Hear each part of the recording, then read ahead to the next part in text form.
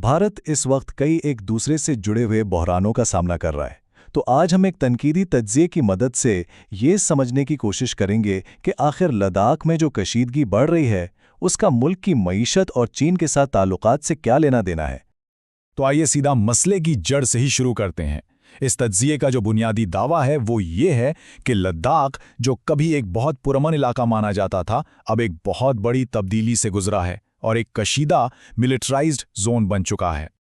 तो सवाल ये है कि ये तब्दीली ज़मीन पर नज़र कैसे आ रही है। खैर, सोर्स के मुताबिक वहाँ का माहौल अब बिल्कुल मुख्तलिफ है।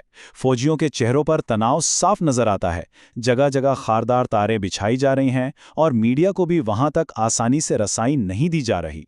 और तो और जनाजों पर भी पुलिस का पहरा होता है और कुछ इलाकों में तो मोबाइल से तस्वीर खींचने पर भी पाबंदी लगा दी गई है। लेकिन ये सिर्फ एक मुकामी मसला नहीं है। ये तज्जिया इस कशीदगी को सीधा भारत के सबसे बड़े जियोपॉलिटिकल हरीफ यानी चीन से जोड़ता है। इसमें दलील ये दी जा रही है कि लद्दाख में जो ये अदम इस्तेहकाम पैदा हो रहा है, वो असल में चीन के लिए एक बहुत बड़ा स्ट्रेटेजिक फ़ायदा है। और इस बात पर जोर देने के लिए सोर्स का ये इक्तबास बहुत अहम है। वो कहते हैं, ये एक मुकम्मल तौर पर सजी हुई थाली है जो भारतीय हुकूमत की तरफ से चीन को पेश की गई है।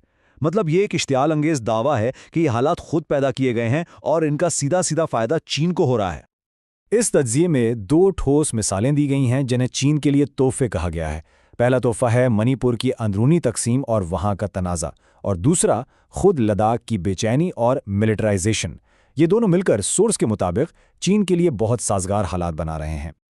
लेकिन ये मामला सिर्फ सरहदों का नहीं है। सोर्स के मुताबिक ये मसला इससे कहीं ज़्यादा गहरा है और इसका ताल्लुक पूरे मुल्क में हुकूमत करने के अंदाज में एक बहुत बड़ी तब्दीली से है, और इस तब्दीली को बंदूक की हुक्मरानी का नाम दिया गया है।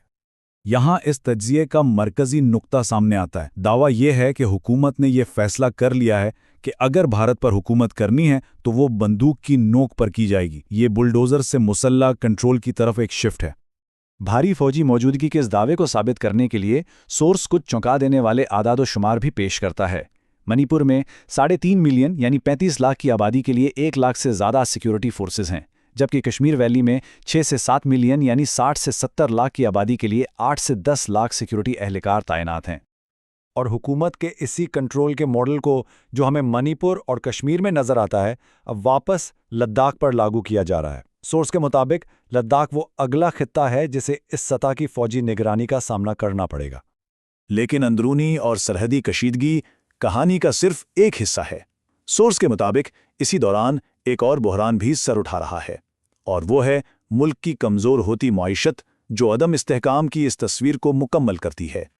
चलें कुछ माशी इशारों पर जल्दी से नज़र डालते हैं। सबसे पहले करेंसी को देखें। सोर्स के मुताबिक भारतीय रुपया अमेरिकी डॉलर के मुकाबले में 88.90 की तारीखी कम तरीन सतह पर आ गया है, जो मुआशी दबाव की एक बहुत वाज़ेह अलामत है। इसके साथ ही सोने की कीमतें भी आसमान से बातें कर रही हैं।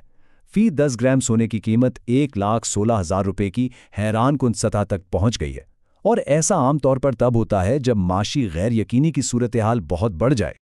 इस कीमत में इजाफे की रफ्तार को समझना बहुत ज़रूरी है। सोर्स के मुताबिक सिर्फ 1 साल पहले सोने की कीमत 70,000 रुपये थी, और आज वो बढ़कर 1,16,000 हो गई है, यानी 1 साल के अंदर 50% से भी ज़्यादा का इजाफा।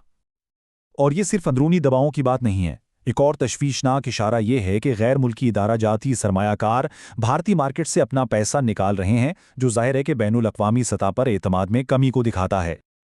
अब हम इस सोर्स की दलील के आखिरी और शायद सबसे अहम नुक्ते की तरफ आते हैं, जो इस पूरे बयानिए को एक दायरे में मुकम्मल करता है, और वो है चीन पर एक अहम स्ट्रेटेजिक इन्हिसार। अच्छा, इससे पहले कि हम आगे बढ़ें, ये समझना ज़रूरी है कि ये नायाब मादनियात या रेयर अर्थ मिनरल्स आखिर हैं क्या। देखिए, ये जदीद टेक्नोलॉजी के लिए इंतहाई अहम अज्जा हैं, जो इलेक्ट्रॉनिक्स से लेकर दिफाई निज़ाम तक हर चीज़ में इस्तेमाल होते हैं। तो असल मसला ये है, सोर्स का दावा है कि नायाब मादनियात की सप्लाई चेन पर चीन की गिरफ्त मजबूत से मजबूत तर होती जा रही है, और मुबैना तौर पर अब वो भारत को ये सप्लाई देने के लिए तैयार नहीं है। तो फिर इस इन्हिसार से निकलने में कितना वक्त लगेगा? सोर्स इसका एक संगीन जायजा पेश करता है। उनके मुताबिक अगर चीन सप्लाई रोक दे तो भारत को अपनी रिफाइनिंग की सलाहियत बनाने में कम से कम भी 10 साल लगेंगे। तो इस मुबैना इन्हिसार के संगीन नताइज को समझने के लिए ये सवाल पैदा होता है कि अगर ये 10 साल की गिनती आज से शुरू हो जाए तो क्या होगा। हम इस तज्जिए को एक आखिरी और काफ़ी सोचने पर मजबूर करने वाले सवाल पर ख़त्म करते हैं, जो इस सोर्स की मरकज़ी वार्निंग का खुलासा भी है। चीन पर इन्हिसार, आगे क्या?